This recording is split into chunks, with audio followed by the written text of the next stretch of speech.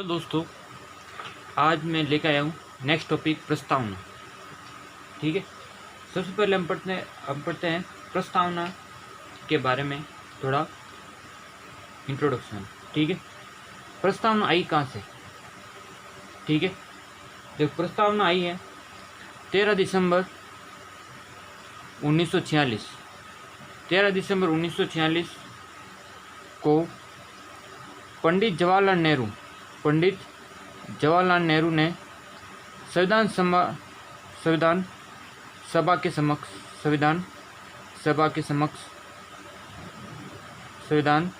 के समक्ष उद्देशिका प्रस्तुत की। ठीक है, 13 दिसंबर 1946 को पंडित जवाहरलाल नेहरू ने संविधान सभा के समक्ष उद्देशिका प्रस्तुत की। ठीक है, जिसको संविधान सभा ने 22 जनवरी 1947 को स्वीकार किया गया। ठीक है, संविधान सभा द्वारा कब स्वीकार किया गया? 22 जनवरी 1947 को स्वीकार किया गया। ठीक है, और यही जो उद्देशिका थी वो प्रस्तावना का आधार बनी। ठीक है, यही उद्देशिका थी जो प्रस्तावना का आधार बनी, ये ध्यान रखना। ठीक है, प्रस्तावना का आधार बनी। अब इसमें एक और बात है, वो बात है कि जो भारतीय संविधान की उद्देशिका है, ठीक है, भारतीय संविधान की उद्देशिका है, ठीक है, या प्रस्तावना कह सकते हैं, वो ऑस्ट्रेलिया संविधान से प्रभावित है। ठीक है, यानी ऑस्ट्रेलिया के संविधान से प्रभावित है। इसका बात आप ध्यान रखना, ऑस्ट्रेलिया संविधान से प्रभावित है। और जो प्रस्तावना है वह भारतीय संविधान, ठीक है, भारतीय संविधान का क्या माना जाता है? सार माना जाता है। यानी प्रस्तावना को क्या माना जाता है? भारतीय संविधान का सार माना जाता है। भारतीय संविधान का सार माना जाता है। ये बातें आप ध्यान रखना। ठीक है, पहली बात, 13 दिसंबर 1946 को पंडित जवाहरलाल नेहरू ने संविधान सभा के समक्ष उद्देशिका प्रस्तुत की, जिसको 22 जनवरी 1947 में संविधान सभा द्वारा स्वीकार कर लिया गया। और यही उद्देशिका वर्तमान में प्रस्तावना का आधार है। और प्रस्तावना ऑस्ट्रेलिया के संविधान से प्रभावित है। ठीक है, और इसे भारतीय संविधान का सार भी कह सकते हैं। ठीक है, यानी प्रस्तावना। अब नेक्स्ट है प्रस्तावना, और इसके बारे में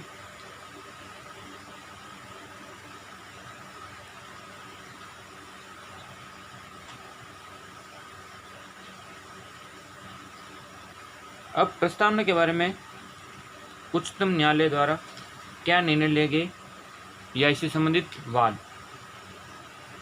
पहला वाद है मदन गोपाल बनाम यूनियन ऑफ इंडिया,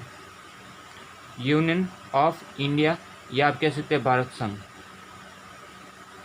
ठीक है, ये मामला है 1957। ठीक है, मदन गोपाल बनाम भारत संघ 1957 का मामला। इसमें कहा गया कि प्रस्तावना को न्यायालय में परिवर्तित नहीं किया जा सकता।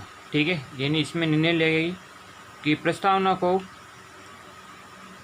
को न्यायालय में परिवर्तित नहीं किया जा सकता, ये निर्णय लिया गया था। ठीक है, तो इस निर्णय को ध्यान रखना। मदन गोपाल बनाम यूनियन ऑफ इंडिया 1957 का मामला। नेक्स्ट है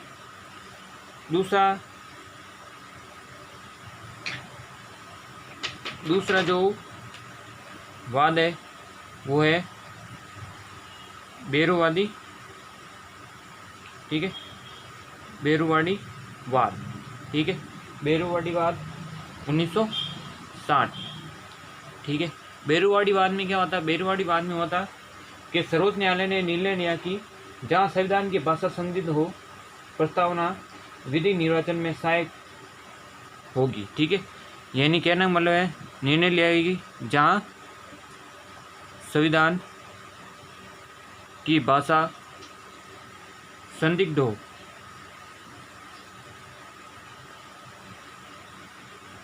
संविधान की भाषा संदिग्ध हो वहाँ प्रस्तावना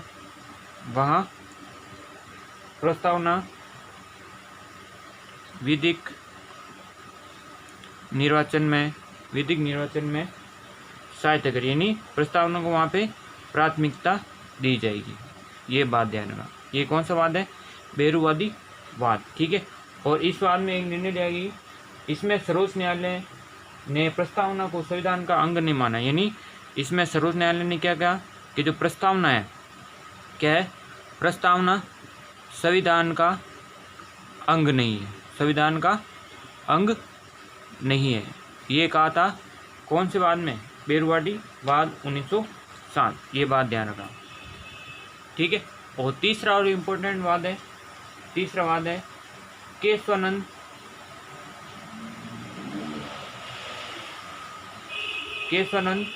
भारती बनाम केरल राज्य, जो कल हमने पढ़ा था, ठीक है। केरल राज्य 1973, ठीक। इसमें क्या है?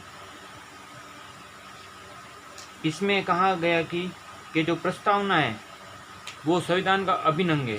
क्या कहा गया? कि प्रस्तावना संविधान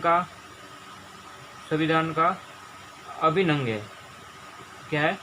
अभिन्न अंग है, यानी इसके तहत कहा गया कि प्रस्तावना में उसी प्रकार संशोधन किया जा सकता है जिसी प्रकार संविधान के किसी अन्य भाग में संशोधन किया जा सकता है। यानी ये क्या है? इसमें संशोधन किया जा सकता है, संशोधन किया जा सकता है प्रस्तावना में। इस बात का ध्यान रखना, यानी उसी प्रकार किया जा सकता है जिस प्रकार संविधान के अन्य भागों में किया जा सकता है, ठीक है। नेक्स्ट, और इसमें कहा गया कि संविधान संशोधन, इसमें संशोधन किया जा सकता है परंतु आधारभूत संरचना का उल्लंघन नहीं होना चाहिए, आधारभूत संरचना का उल्लंघन नहीं होना चाहिए, ठीक है। यानी इसमें नकारात्मक भाव नहीं आना चाहिए, सकारात्मक भाव आप उसमें ऐड कर सकते हो। तो ये 3 बात ध्यान रखना जो प्रस्तावना से संबंधित है। पहला, मदन गोपाल बनाम भारत संघ 1957 का मामला, ठीक है। इसमें न्यायालय ने निर्णय लिया कि प्रस्तावना को न्यायालय में परिवर्तित नहीं किया जा सकता। दूसरा मामला है बेरुवादी वाद 1960, इसमें कहा कि संविधान की भाषा जहाँ संदिग्ध हो वहाँ प्रस्तावना विधिक निर्वाचन में सहायता करती है। तीसरा है प्रस्तावना संविधान का अंग नहीं है, बेरुवादी वाद में कहा। और केशवानंद भारती मामले में इस मामले को उल्टा कर दिया है। इसमें कहा गया कि प्रस्तावना संविधान का अभिन्न अंग है, इसमें संशोधन किया जा सकता है और आधारभूत संरचना का उल्लंघन होने पर, ठीक है। अगर आधारभूत संरचना का उल्लंघन होता है तो उसके लिए कोर्ट में आप अर्जी डाल सकते हैं। तो ये 3 जो वाद है वो किससे संबंधित है? प्रस्तावना से संबंधित है। नेक्स्ट है दोस्तों प्रस्तावना, ठीक है। प्रस्तावना या उद्देशिका, ठीक है। ये आपको आरबीसी की कोई भी बुक में आपको ये प्रस्तावना मिल जाएगी।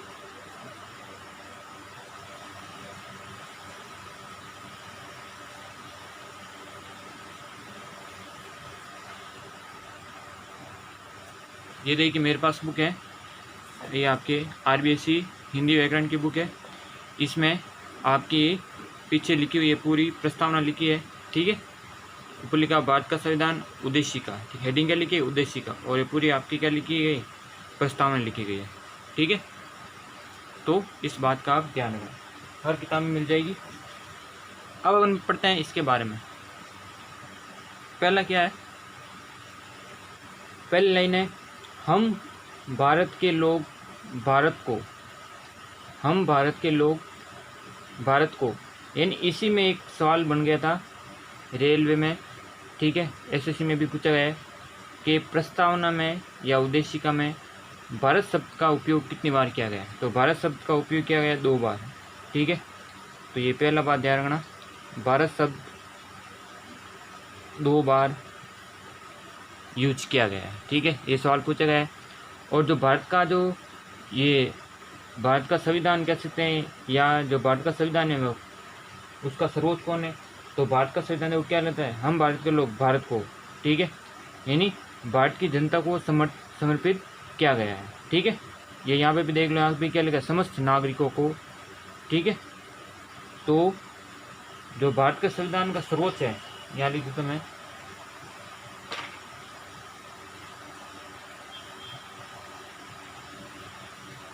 यानी भारत में सर्वोच्च कौन है? जनता। इस बात का आप ध्यान रखें, ठीक है। यानी भारत में सर्वोच्च कौन है? जनता होती है। नेक्स्ट है, हम भारत के लोग भारत को एक संपूर्ण प्रभुत्व संपन्न समाजवादी पंथ निरपेक्ष लोकतंत्रात्मक गणराज्य, ठीक है, समाजवादी, ठीक है, यानी समाज के कल्याण के लिए, पंथ निरपेक्ष, ठीक है, पंथ निरपेक्ष कहो या आप धर्म निरपेक्ष कहो, ठीक है। हालांकि भारत में पंथ निरपेक्ष की जगह धर्म निरपेक्ष सब उपयोग में लिया जाता है। नेक्स्ट है लोकतंत्रात्मक, लोकतंत्र है भारत यहाँ पे, ठीक है। और जो भारत में जो लोकतंत्र है वो कौन सा लोकतंत्र है? अप्रत्यक्ष लोकतंत्र। इस बारे में ध्यान रखना, ठीक है। अप्रत्यक्ष लोकतंत्र मतलब जो प्रधानमंत्री जो चुनते हैं, ठीक है, जो प्रधानमंत्री चुना जाता है वो डायरेक्टली हमारे द्वारा नहीं चुना जाता है, इस बात का ध्यान रखना। वो चुना जाता है लोकसभा में जो बहुमत दल का जो नेता होता है उसके द्वारा चुना जाता है, इस बात का आप ध्यान रखना। तो वो क्या है? अप्रत्यक्ष रूप से चुना जाता है। जबकि अगर अमेरिका में अगर बात करते हैं तो वो डायरेक्ट क्या है? जनता वोटिंग करती है उसके लिए। तो इस बारे में आप ध्यान रखना। नेक्स्ट है गणराज्य यानी गणतंत्रात्मक। गणतंत्रात्मक का मतलब क्या है? इसके बारे में आप ध्यान रखना। यानी जिस देश का सर्वेसर्वा, ठीक है, अगर राष्ट्रपति की बात करते हैं, ठीक है, राष्ट्रपति का अगर निर्वाचन होता है तो वो देश क्या कहलाता है? गणराज्य कहलाता है। ये बात ध्यान रखना। यानी राष्ट्रपति का जो निर्वाचन होता है तो वो देश क्या हो जाएगा? गणराज्य या गणतंत्रात्मक राज्य बन जाता है। नेक्स्ट है बनाने के लिए तथा उसके समस्त नागरिकों को सामाजिक, आर्थिक और राजनीतिक न्याय। कितने प्रकार के न्याय का उल्लेख है? सामाजिक, आर्थिक और राजनीतिक न्याय, 3 न्यायों का इसमें उल्लेख किया गया है, ठीक है। और एक बात बता देना चाहता हूँ कि इन 3 ही न्यायों का जो उल्लेख है वो नीति निर्देशित तत्व में भी उल्लेखित है। अपन बाद में पढ़ेंगे। नीति निर्देशित तत्व में भी इसका उल्लेख है, यानी भाग कह सकते हैं भाग 4 में भी इसका उल्लेख है, ठीक है। इन तीनों न्यायों का उल्लेख किस में भी है? नीति निर्देशित तत्व में भी इसका उल्लेख किया गया है, सामाजिक, आर्थिक और राजनीतिक न्याय। नेक्स्ट है विचार, अभिव्यक्ति, विश्वास, धर्म और उपासना की स्वतंत्रता। यानी 5 प्रकार की स्वतंत्रता दी गई प्रस्तावना में। विचार, अभिव्यक्ति, विश्वास, धर्म और उपासना की स्वतंत्रता, ठीक है। अब इसमें ध्यान रखना, जो अभिव्यक्ति की स्वतंत्रता है, ठीक है, विचार और अभिव्यक्ति की स्वतंत्रता,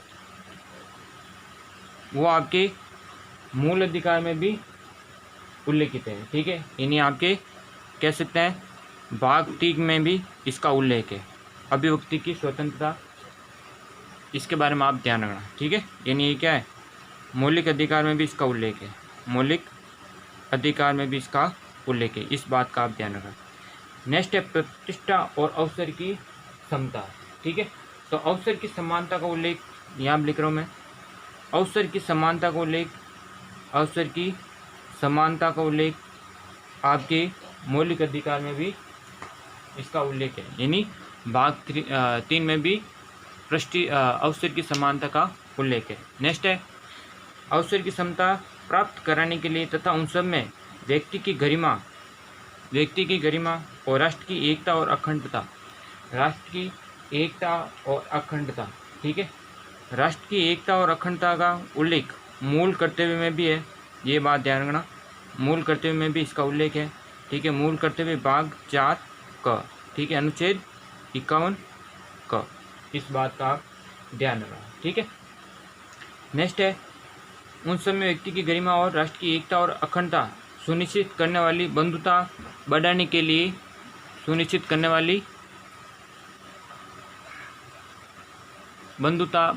लिए दृढ़ संकल्प होकर अपनी इस संविधान सभा में आज तारीख 26 नवंबर 1949 मिति मार्क्सिक शुल्क सप्तमी संवत 2006 कोयते द्वारा अंगीकृत, अधिनियमित और आत्मर्पित।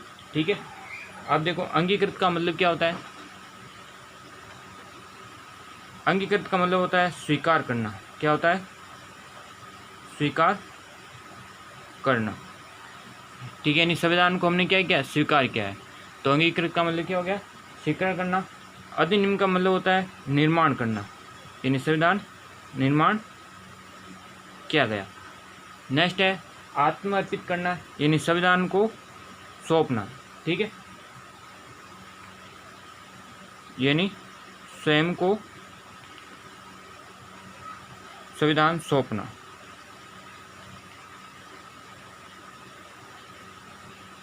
तो इन तीनों का अर्थ क्या है? अंगीकृत का मतलब है स्वीकार करना, नेक्स्ट अधिनियम का मतलब निर्माण करना, और आत्मर्पित का मतलब है स्वयं को संविधान सौंपना। तो ये आपकी क्या है? भारतीय संविधान की प्रस्तावना है। तो इस बात को आप ध्यान रखना। वापस देख लेते हैं इसको एक बार।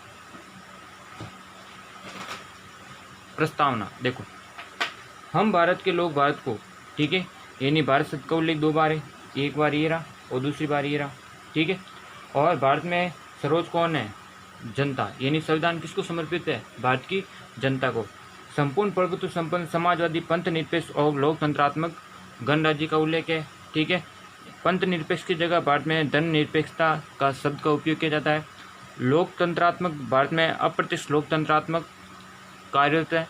और गणराज्य, जिस देश में राष्ट्रपति का निर्वाचन होता है वह देश क्या कहलाता है? गणराज्य। नेक्स्ट है बनाने के लिए तथा उसके समस्त नागरिकों को 3 प्रकार के न्याय उपलब्ध कराए गए, सामाजिक, आर्थिक और राजनीतिक न्याय। इन तीनों न्याय का उल्लेख किसमें? नीति निर्देशित तत्वों में भी इसका उल्लेख है। ठीक है, अनुच्छेद 38 में इसका उल्लेख किया गया है। इस बात का ध्यान रखना। नेक्स्ट है अभिव्यक्ति, विचार की स्वतंत्रता, अभिव्यक्ति स्वतंत्रता, विश्वास की स्वतंत्रता, धर्म की स्वतंत्रता, उपासना की स्वतंत्रता। ठीक है, यानी 5 प्रकार की स्वतंत्रता का उल्लेख है। और अभिव्यक्ति की स्वतंत्रता का उल्लेख भाग 3 यानी मौलिक अधिकार में किया गया है। ठीक है, अनुच्छेद है अनुच्छेद 19(1) में। इस बात का आप ध्यान रखना।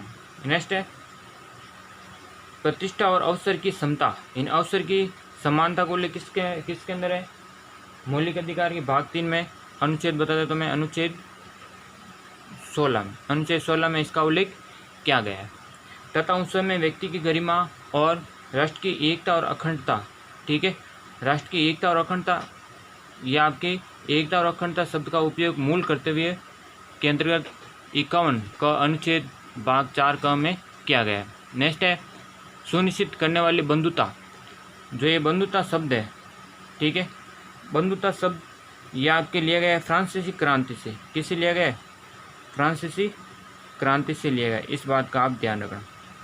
नेक्स्ट है बढ़ाने के लिए दृढ़ संकल्प होकर अपने इस संविधान सभा में आज तारीख 26 नवंबर 1949 को एतद द्वारा संविधान को अंगीकृत, अधिनियमित और आत्मर्पित करते हैं। अंगीकृत का मतलब स्वीकार करना, अधिनियम का मतलब निर्माण करना, और आत्मर्पित का मतलब स्वयं को संविधान सौंपना। तो ये मोटे मोटे तौर पर प्रस्तावना के बारे में कुछ तथ्य लिखे थे मैंने, वो बताए आपको। नेक्स्ट इसके अंतर्गत कुछ बातें, महत्वपूर्ण बातें प्रस्तावना में।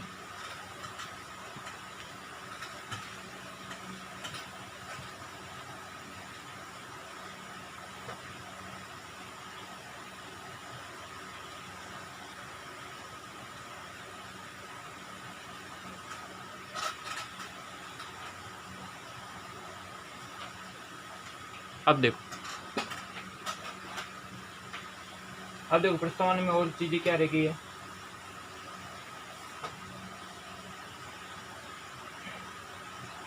इसमें महत्वपूर्ण बात है कि जो प्रस्तावना में स्वतंत्रता क्या है? स्वतंत्रता, समानता और बंधुता जैसे शब्द। ठीक है, क्या शब्द है? स्वतंत्रता, समानता और बंधुता, ये तीनों शब्द लिए गए फ्रांसीसी क्रांति से। इस बात का आप ध्यान रखना। ठीक है, फ्रांसीसी क्रांति से लिए गए शब्द है।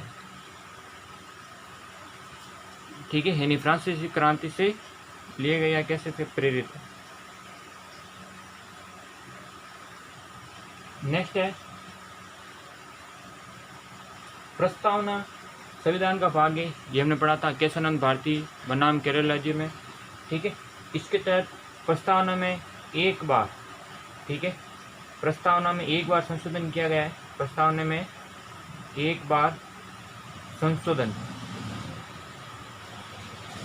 ठीक है। आपको पता कब किया गया है, ये किया गया आपके 42वें संविधान संशोधन, 42वें संविधान संशोधन 1976 में किया गया। इसके अंतर्गत संविधान प्रस्तावना में जो शब्द जोड़े गए, समाजवाद,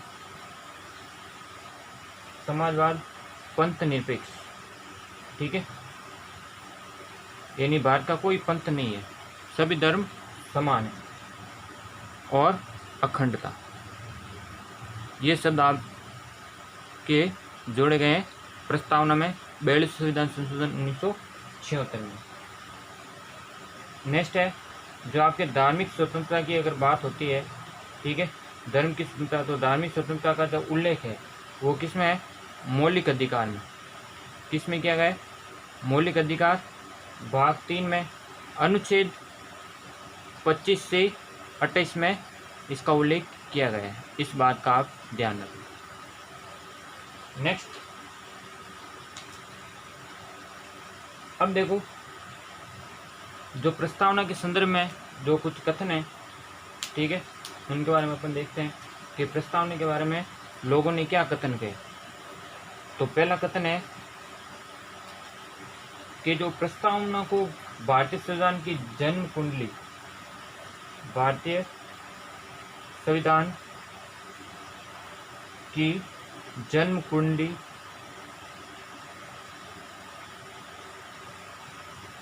कहा है, ठीक है। प्रस्तावना को भारतीय संविधान की जन्म कुंडली कहा है, ये कहा है आपके के मुंशी, कन्हैयालाल माणिक्यलाल मुंशी ने कहा है। उन्होंने कहा कि प्रस्तावना भारतीय संविधान की क्या है, जन्म कुंडली है, ये आपके पहला स्टेटमेंट। दूसरा है संविधान सभा में एक सदस्य थे ठाकुरदास भार्गव, क्या नाम है, ठाकुरदास भार्गव, ठाकुरदास भार्गव, ठीक है। ठाकुरदास भार्गव ने कथन किए थे कि प्रस्तावना संविधान की आत्मा है, क्या है, प्रस्तावना संविधान की क्या है, आत्मा है, ठीक है। दूसरा कथन है प्रस्तावना संविधान का महत्वपूर्ण भाग है, प्रस्तावना संविधान का महत्वपूर्ण भाग है, ठीक है।